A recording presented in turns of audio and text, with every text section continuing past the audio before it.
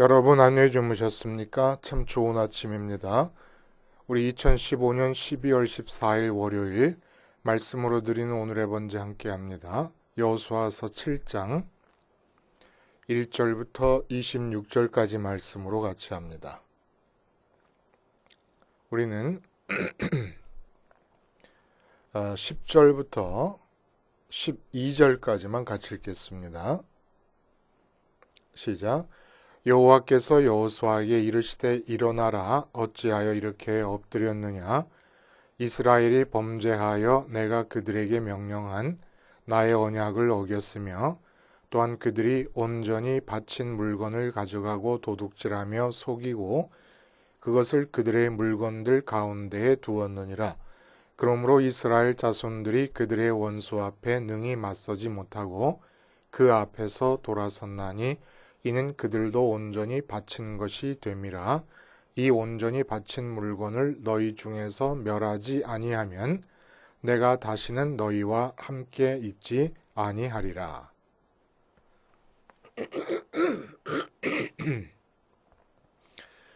오늘 우리가 함께 읽은 말씀 중심으로 침 흘림 없는 최소한의 참소유라는 제목의 하나님 말씀 증거합니다. 침 흘림 없는 최소한의 참소유.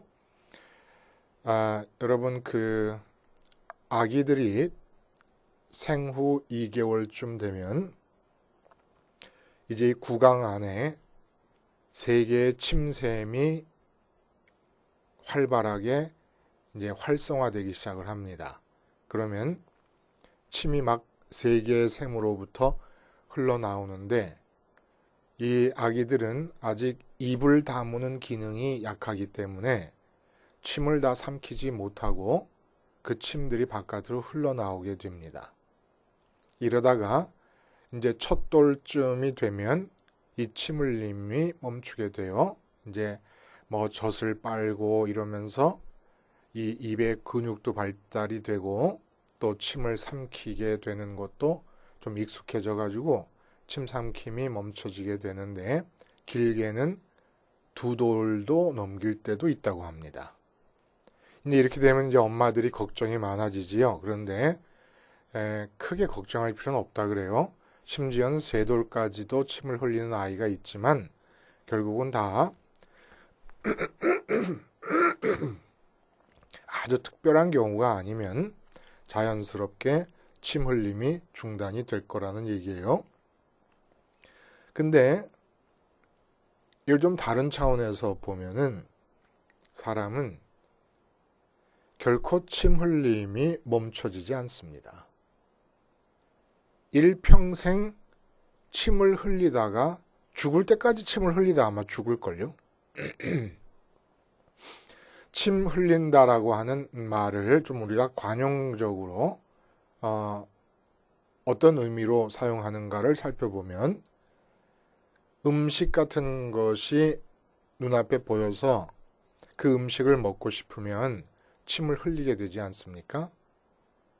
여기서 더 발전해가지고 침을 흘린다라는 것은 자기 소유로 삼고자 해서 몹시 탐내는 상태를 말합니다. 침을 삼킨다, 아니면 침을 흘린다, 예. 그래서 그 젊은 사람들은 손가락에다 침을 묻혀가지고 척 바르면서 어떤 물건에 바르면서 이건 내가 찜해 놓은 거다 이런 얘기도 하기도 하는데 어쨌든 침이 묻혀진다는 것은 입속에 있는 침이니까 내 입으로 들어갈 거다라고 하는 것을 상징적으로 표현하는 그런 의미가 있나 봐요. 그래서 내가 갖고 싶을 때 몹시 탐날 때 침을 흘린다라는 말을 쓰잖아요. 이런 의미에서 보면 사람은 죽을 때까지 침을 흘리는 것이 왜 그러냐? 병들어서 죽게 되잖아요. 대부분. 아주 건강한데 죽는 경우가 있습니까? 건강하다가도 심장마비가 왔다. 심장이 이상이 생긴 거니까 순간적으로 병이 온 거지요. 건강을 탐내다 죽는 거죠. 또 내가 왜 지금 죽어야 돼? 돈을 이렇게 잔뜩 쌓아놓고 왜 내가 지금 죽어야 돼? 이게 다 탐내는 거 아닙니까? 돈을 쓰는 상태를 침을 흘리면서 소망하는 거 아닙니까? 결국은 이 침 흘림 증상은 사람이 죽을 때까지 낫지 않아요. 그러면 선민은 어떠냐? 선민이 부름받았다는 것은 겉으로 현상적으로 보면은 어떻게 말할 수 있느냐? 선민이 부름받은 사건을 침 흘리는 자들 중에서 침 흘림이 멈추는 상태로 부름을 받은 거라고 볼 수 있다는 얘기입니다. 선민이 누구냐? 침 흘림이 중단된 사람들이라는 거예요. 근데 부름만 받으면 곧바로 침 흘림이 중단되는 게 아니고 부름 받아서 일어나는 일이 있는데 그게 뭐냐? 바로 참소유라는 거예요. 참소유. 참소유가 뭡니까? 기독교 안에는 십자가 복음은 여러분 그 제게 아닙니다. 지금 태승철이 게 아니에요. 그건 성경 속에 있는 거예요. 십자가 복음이라는 말은. 근데 십자가 복음 안에는 무소유라는 말은 존재하지 않습니다. 다만 소유하면은 안 될 것에 대해서 경계하고 계시고 소유해봐야 헛된 것임을 알려주시고 있는 것이지 무소유를 얘기하지 않아요. 그래서 참소유를 얘기하고 있습니다. 참소유는 그 자체가 내 안에 소유되고 있는 한 만족감이 끊이지 않는 것. 이게 바로 참소유. 돈과 비교해보면 돈이라고 하는 것은 벌어들이면 두둑합니다. 그래서 은행에 넣어놔요. 그럼 은행에 넣어놓은 상태에서 돈 생각하면 두둑하지만 돈을 갖고 있음에도 불구하고 세상에 나가 살다 보면 이것저것 부족한 게 많아요. 돈은 있지만 우리 자식이 공부를 못해요. 그러니까 공부 잘하는 남의 자식, 수희 아저씨의 아들이 서울대학 들어갔다 그러면 사장님이 굉장히 부러워하지 않습니까? 침을 흘려요. 침 흘림이 계속돼요. 왜냐하면 참소유가 없기 때문에. 참소유의 증거는 침 흘림이 중단된다는 겁니다. 마치 늘 라면 먹고 짜장면 먹던 하숙생한테 오래간만에 아빠 엄마가 찾아와가지고 데리고 나가서 한우 갈비를 먹였어요. 갈비를 먹고 배불러서 기분 좋게 들어오니까 그 자취방에 있는 다른 친구들이 라면 끓여 먹고 짜장면 시켜 먹고 있습니다. 침이 나올 리가 없습니다. 침을 흘릴 리가 없어요. 이런 것이라는 거예요. 근데 그 참소유가 뭐야? 하나님을 갖는 거예요. 하나님을 갖는다는 게 뭐냐? 하나님이 눈에 보이는 그 어떤 세상에 좋다고 하는 것보다도 더 짙게 현실로 느껴지면서 하나님 생각만 해도 마음이 만족해지는 상태. 하나님을 갖는 겁니다. 근데 하나님은 돈도 가져도 끝도 없다고 말해요. 돈 가져본 사람들이 하는 얘기예요. 끝도 없다는 것처럼 하물며 이 지구 위에 돈도 그런데 하나님이 말씀 하나로 우주를 만드신 분인데 우리는 우주를 파악도 못해요. 그 무한한 크기를. 근데 말씀 하나로 우주를 만드신 분이면 얼마나 크겠습니까? 그러니까 하나님을 갖는다는 것도 천차만별이라는 거예요. 근데 선민이면은 이 하나님을 가짐에 있어서 최소한의 허용치가 있어요. 선민을 되게 하는 최소한의 허용치가 있다는 겁니다. 커트라인. 선민을 선민답게 해주는 최소한의 커트라인이 있다는데 그 커트라인이 도대체 뭐냐는 거예요. 커트라인이. 그 커트라인이 최소한의 참소유를 말하는 것인데 요 커트라인까지는 하나님을 가져야 되는 거죠. 그러니까 선민이라고 할 수 있는 거죠. 그 커트라인에 대해서 오늘 본문이 얘기해주고 계신다는 거예요. 자, 오늘 본문은 뭐죠? 내용이 아이성, 여리고성 다음에 아이성을 이제 진격해 들어갑니다. 아이성은 여리고성에서 불과 북서쪽으로 18km밖에 안 떨어져 있어요. 그리고 좀 험준한 지형 위에 있습니다. 해발 800m, 해발 800m 높이에 있는 험준한 지형 위에 있는 것인데, 비록 그게 험준하지만 아이성이라고 하는 것은 너무나 작은 성이에요. 남녀노소 다 합쳐서 12,000명 정도로 여호수아서 8장에 가보면 25절에 언급되어 있습니다. 그러니까 남녀노소 다 합쳐서 8,000명 정도면 그 중에서 싸울 수 있는 군인의 수는 몇 명이겠습니까? 그러니까 군대 나가 싸울 수 있는 인구수만 60만 명에 달하고 있는 이스라엘과 비교하면 이건 뭐 조족지열이지요. 더군다나 철옹성 여리고를 정말 기상천외하게 신명나는 방법으로 함락한 이유이기 때문에 이스라엘 군인들의 사기가 충천해 있는 상태입니다. 그래서 여리고성을 정탐한 정탐꾼들의 얘기를 참고해서 여호수아가 3,000명만 차출하게 됩니다. 3,000명이면 충분하다는 거예요. 정탐꾼들의 얘기가. 그래서 싸웠어요. 근데 이게 웬 말입니까? 앞에 보시는 대로 36명의 전사자가 생기고 그냥 혼이 빠져가지고 도망하여 대패하게 됩니다. 그러니까 여호수아와 이스라엘 전체의 마음이 물이 녹듯이 얼음이 녹아서 물이 되듯이 마음이 녹아내렸다는 얘기를 해요. 여러분 꼭 본문 읽어보세요. 어차피 지금 이 가나안 정복 전쟁은 내용적으로 가나안 족속들에 대한 하나님의 심판을, 하나님이 하시는 싸움을 이스라엘이 대행하고 있는 것뿐이잖아요. 근데 도대체 이러한 패배가 웬 말입니까? 더군다나 여리고성 한 번 이기고 나서 바로 두 번째 싸움에서 이렇게 된다 그러면 앞으로 도대체 어떻게 된다는 얘기입니까? 막막하지요. 그러니까 마음이 녹아내렸다 그래요. 근데 이렇게 하신 이유가 뭡니까? 우리가 읽은 부분에서 이스라엘이 범죄하여 내가 그들에게 명령한 나의 언약을 어겼으며 또한 그들이 온전히 바친 물건을 가져가고 도둑질하여 속이고 그것을 그들의 물건들 가운데 두었느니라. 온전히 바친 물건이라는 것은 무슨 뜻이냐면요, 여러분. 그 히브리어의 하람이라고 하는 단어에서 파생된 것인데, 이 하람이라고 하는 단어의 뜻은 봉헌한다라고 하는 의미가 있고 또 진멸한다라는 의미가 동시에 들어 있습니다. 봉헌한다와 진멸한다라는 서로 다른 뉘앙스 단어의 공통적인 공통 분모가 있는 거예요. 서로 다르잖아요, 의미가. 봉헌하는 것과 진멸하는 것은. 근데 진멸한다 할 때도 이스라엘 선민들이 무엇인가를 진멸할 때도 봉헌할 때도 공통된 분모가 있는데 그게 뭐냐면 완전히 내 손을 떠나보내는 겁니다.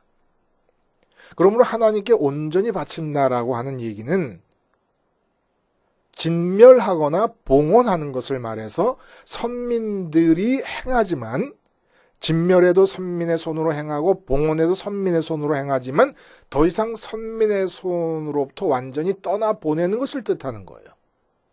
온전히 바친다는 얘기가. 그러니까 여리고성을 온전히 바치라는 얘기는 완전히 진멸하라는 얘기였습니다. 결코 선민의 손에 그 어떤 여리고성의 물자도 재화도 붙잡으면 안 된다는 것을 뜻했다는 거예요. 근데 이 하나님께 온전히 바쳐야 될 물건들, 완전히 진멸시켜야 될 물건들, 또 그 진멸시킬 것은 진멸시키고 하나님께서 분명히 금과 은과 동은 여호와 하나님의 성전을 위해서 비축하라는 명령을 내리셨습니다. 근데 유다 지파에 속한 아간이라고 하는 사람이 신할산의 외투, 아마 신할산의 외투라고 하는 것은 바벨론 왕국에서 만든 금으로 수놓아진 외투였던 것 같아요. 그러니까 왕이 쓰는 망토 같은 게 아니었겠나라고 추측을 합니다. 그것과 금과 은을 자기 손에 집어넣고 자기 집에 숨겨둡니다. 이것이 이유가 돼서 이 조그마한 아이성과의 싸움에서 하나님께서 함께 하시지 않으므로 완전히 패배를 맛보게 되는 것이죠. 자, 그러면 이 본문이 도대체 우리에게 말씀하고자 하시는 바가 무엇일까요? 아간의 탐심이 뜻하는 바, 이게 뭡니까? 탐심을 경계해요. 그래서 탐심을 가지지 말아라. 응? 그 결국은 멸망이다. 근데 이렇게 탐심을 가지지 말라고 하는 말만 들어서는 탐심이 안 가져지지가 않아요. 아니, 그 옛날에 신할산의 외투, 금과 은으로 수놓아져 있는 그 외투를 볼 때 다른 사람 못 보고 있어요, 지금? 다른 사람 못 보니까 아간이 훔칠 수 있었겠죠? 못 보고 있는데 그거를 왜 불살라버려야 됩니까? 그리고 금과 은 아무도 못 보고 있어요. 근데 그 금과 은을 왜 하나님께 다 바쳐야 됩니까? 어차피 성전에 내가 아니라도 많이 바칠 텐데 뭐 하는 생각 안 들겠습니까? 침이 흘러요. 이거 갖고 싶은 마음이 생길 수밖에 없다는 얘기입니다. 그러면 지금 아간의 문제가 뭐였느냐라는 거예요. 다른 사람들은 그럼 어떻게 그렇게 다 잘 참고 다 진멸시키고 금과 은과 동은 하나님께 다 바칠 수 있었는가? 아간이 무엇을 했어야 되느냐? 여리고성을 7일 동안에 빙빙 돌지 않습니까? 그 도는 기간이 기도의 기간이라 그랬어요. 어떤 기도입니까? 아간이 유다 지파니까 법궤 뒤에서 따라가는 주력 부대에 속해 있었을 것이에요. 법궤 앞에서 제사장들이 양각나팔을 불므로써 모든 주의를 앞으로 집중시킵니다. 그래서 소리가 나는 쪽을 보다 보면 이 주력 부대에 있는 사람들은 법궤를 볼 수밖에 없어요. 법궤는 보이지 않으시는 하나님, 하늘에 계신 하나님의 증거입니다. 이 법궤라는 증거물을 보면서 그 증거가 가리키고 있는 하늘의 하나님을 따라 아간의 마음이 이동을 했어야 되는 것이죠. 그러면서 7일 동안 계속 도는 동안에 계속 하나님께 집중하는 겁니다. 아간에게도 아들과 딸이 있는 걸 보니까 뒤에 쭉 내려가다 보면 결국은 아간이 제비 뽑아서 뽑히게 되고 자기 죄를 고백하게 되고 자기 죄를 이제 자복하는 거죠. 뭘 훔쳤다는 얘기를 하게 되고 그 아간과 자녀와 모든 소유의 가축들이 다 끌어져 내져 가지고 돌에 맞아 죽게 됩니다. 이 아간도 아들과 딸이 있는 거죠. 그러니까 가축도 있고 자식도 있고 뭐 친척도 있고 하니까 아간의 마음속에 이것저것 많은 부분 관심사가 있었어요. 근데 7일 동안의 여리고성을 계속 반복해서 돌면서 법궤를 보면서 마음이 법궤가 가리키는 하늘에 계신 하나님께로 올라가서 이 세상에 대한 모든 관심이 다 끊어지고 7일 동안의 기도의 기간을 통해 하나님께 완전히 집중됨으로써 하나님을 가져야 된다는 얘기입니다. 가졌어야 된다는 거예요. 근데 아간이 이게 잘못된 겁니다. 참 소유를 갖지 않았던 거예요.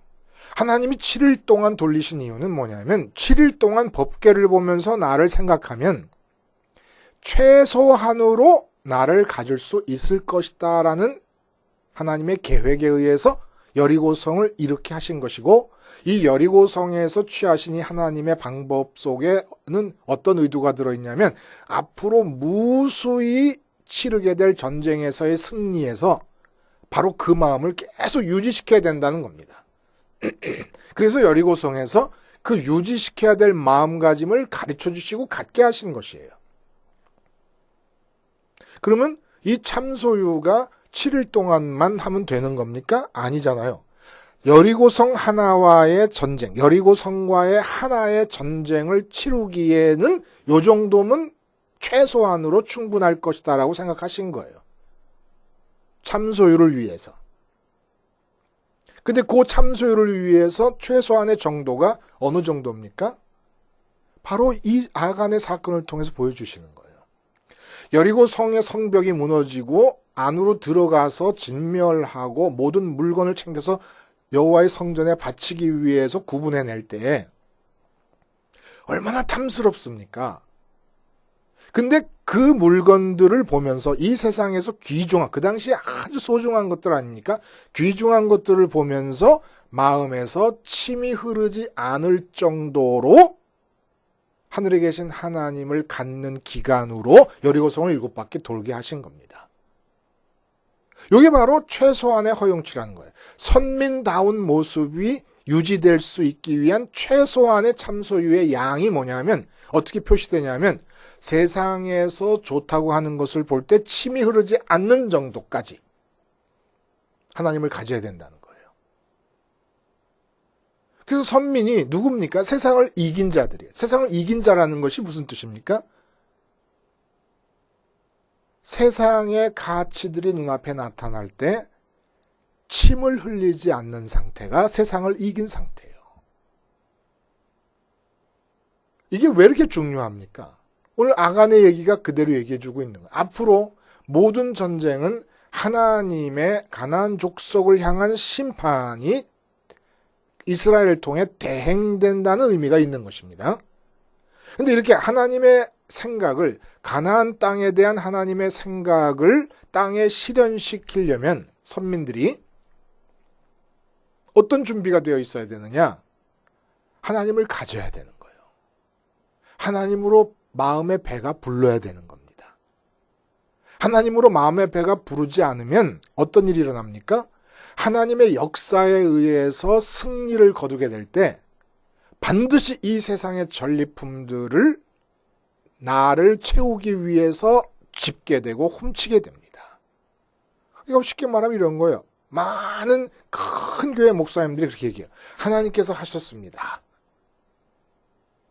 하나님의 역사라는 거예요. 근데 하나님의 역사인데 나중에 들리는 얘기들을 들어보면 뭐 목사님의 연봉이 뭐 몇 억에다가 뭐 그리고 목사님이 쓰실 수 있는 결제 없이 쓰실 수 있는 돈이 뭐 얼마에다가 뭐 이런 얘기가 들리는 거예요. 하나님의 역사가 맞다 그러면 교회가 큰 것, 부흥하게 된 것이 거기서 돈 많이 쓰는 것에 침을 흘리면 안 되는 거죠. 쉽게 말하면 그런 거라는 거예요. 이것뿐이 아닙니다. 우리 같은 평범한 사람들 속에서도 하나님의 역사가 반드시 일어나야 선민이에요. 하나님의 생각이 이 땅에 실현되어야 선민이죠. 선민의 삶이 뭡니까? 하나님의 생각이 실현되는 현장이에요. 근데 이것이 도저히 하나님께서 오늘 이스라엘 백성들과 함께 할 수 없다고 말씀하시는데 그 이유가 뭐였습니까? 하나님의 역사에 의해서 세상 것들이 앞에 놓이게 되면 침을 흘린다는 거예요. 세상 것에 침을 흘리면 하나님이 함께 할 수가 없게 됩니다. 심지어는 어떤 선민들까지 생기느냐 하면 아예 하나님이 역사한 결과 생긴 세상의 좋은 것들에 대해 침을 흘리는 게 아니라 세상 것들에 대해 침을 흘리면서 아예 하나님의 역사를 앞세우려고 하는 사람들이 생겼다는 거예요. 이게 얼마나 정말 기가 막힌 일인지 여러분 이제 감이 우리가 오지요. 그렇죠? 이 세상 것에 침을 흘리면서 먼저 세상 것에 침을 흘린다. 침을 흘리는 그것을 갖기에는 내가 능력이 부족하다. 그러니까 하나님의 역사를 앞세운다. 하나님, 내가 침 흘리고 있는 세상 것을 내게 주시옵소서. 무시무시한 얘기인데 이게 지금 아주 만연하고 있지 않습니까? 오늘 아간은 이에 비하면 난 거예요. 눈에 안 보이고 여리고성을 돌 때는 그저 집 생각이나 하고 있었을지 모르겠어요. 근데 여리고성이 함락되고 당장에 눈앞에 시날산에 외투가 보이고 금과 은이 보이니까 견물생심이라고 그때 탐욕이 생겼는지도 몰라요. 근데 요즘 기독교인들은 아예 비전을 가지고 내가 이 세상에 있는 가치들을 확고하게 소유할 날이 올 것이다라는 비전과 꿈을 가지고 하나님을 앞세웁니다. 아간보다 더 악한 거예요, 죄질이. 근데 왜 우리는 돌에 맞아 죽지 않냐? 아니요. 우리를 향해서 돌로 치는 죽음의 역사가 일어납니다. 다만 십자가에서 주님이 대신 죽으시고 계시는 것이지요. 우리가 아간보다 더 악한 사람들로 살았습니다. 그동안. 반드시 이 세상의 가치들을 향해서 침이 흐르지 않을 정도까지 하나님을 가진 자라야만 하나님이 그와 함께 하시면서 당신의 역사를 이루어 가실 수가 있습니다. 근데 나중에 전쟁을 하고 나서 나중 전쟁들에 보면은 전쟁의 전리품들이 백성에게 돌아올 때가 있어요. 근데 이것 우리가 오해하면 안 되는 거죠. 하나님께서 수행하신 전쟁이고 그리고 모든 것이 다 하나님께 바쳐지는 겁니다. 하나님이 전쟁에서 이기신 것이니까. 그 중에서 하나님께서 두 번째 단계로 백성 선민들에게 필요한 것이라 여기시고 선물로 은혜로 주시는 것이지요. 우리가 전쟁에 이겼다고 마땅히 우리 전리품이라고 취하는 게 아니라는 겁니다. 두 단계를 통해 두 개의 별도의 단계가 존재한다. 하나님이 은혜로 주시어서 받는 것이지 내가 전쟁에 이겼기 때문에 내 노력과 나의 수고를 통해서 얻는 게 아니라는 거예요. 전쟁에 임할 때는 언제나 이 세상 것에 대해서 침이 흐르지 않는 상태가 되어야 된다는 거예요. 하나님의 전쟁을 대신 치르는 선민이면은, 하나님의 계획을 대신 이 땅에서 이루게 되는 선민이면은 반드시 이게 준비가 돼야 된다는 거예요. 근데 세상 것을 주신다 그러면 하나님의 계획 속에서 그 세상 것들을 이용해서 또 다른 뜻을 이루기 위해서 주시는 것이거나 하는 것이지 우리의 노력과 수고를 통해 그것을 쟁취하는 것이 아니라는 겁니다. 하나님의 뜻을 대행하는 선민에게는. 그러니까 여리고성의 얘기가 우리에게 중요한 어떤 지침을 알려주고 있어요. 하나님과 삶의 현장에서 동행한다 할 때 여리고성을 돈다고 하는 얘기는 여리고성에 대한 하나님의 생각이 선민들을 통해서 이루어지기 위한 첫째 조건입니다. 그러니까 내 아내에 대한 하나님의 생각이 나를 통해서 일어나려면 내가 아내 옆에 있어야 돼요. 우리 가정을 향하신 하나님의 생각이 이 땅에서 이루어지려면 내가 가정 안에 있어야 돼요.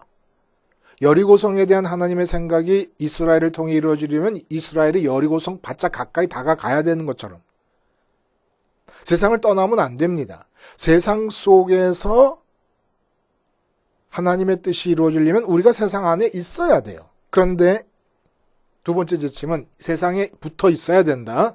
세상에 대한 하나님의 생각이 이루어지면 두 번째는 여리고성에 붙어서 여리고성을 생각하지 않고 하나님을 생각합니다.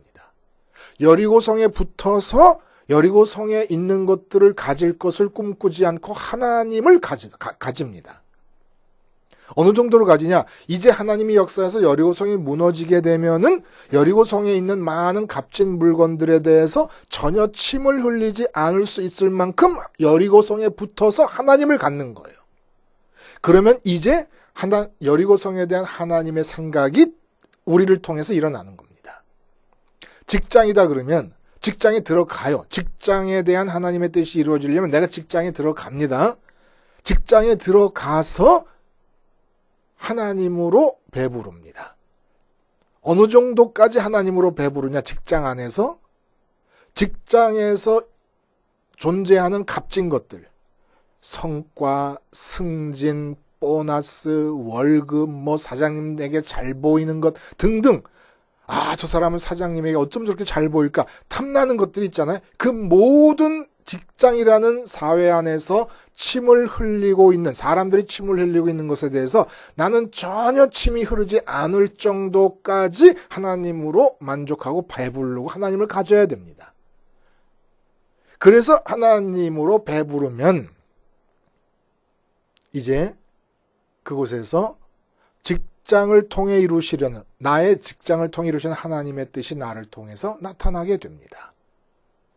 그런 나를 통해 나타난 결과를 내가 조금 더 마음으로 취하려고 하지 않습니다.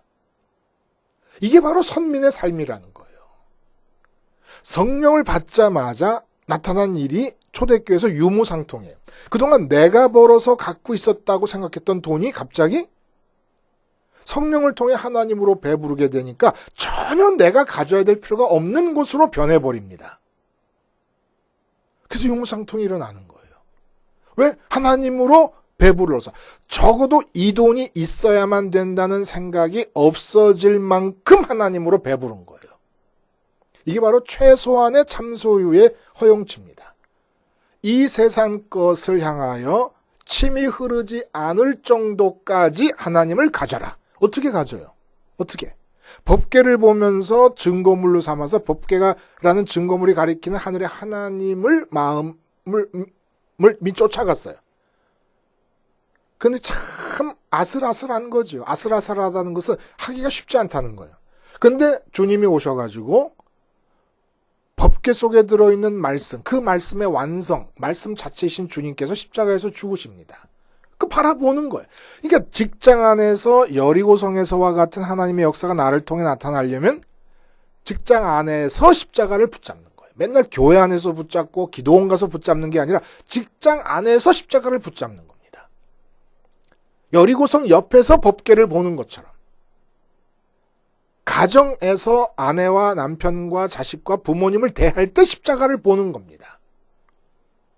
그래서 십자가를 보면서 정말 빛과 같은 속도로 주님이 빛이시니까 그 빛의 속도로 하늘로 올라가시는 그 주님을 따라 우리 마음이 하나님께로 가고 하나님으로 만족해요. 그게 만약 시간이 없다 그러면 직장에 나가기 전에 그렇게 하나님으로 만족하고 나가는 겁니다.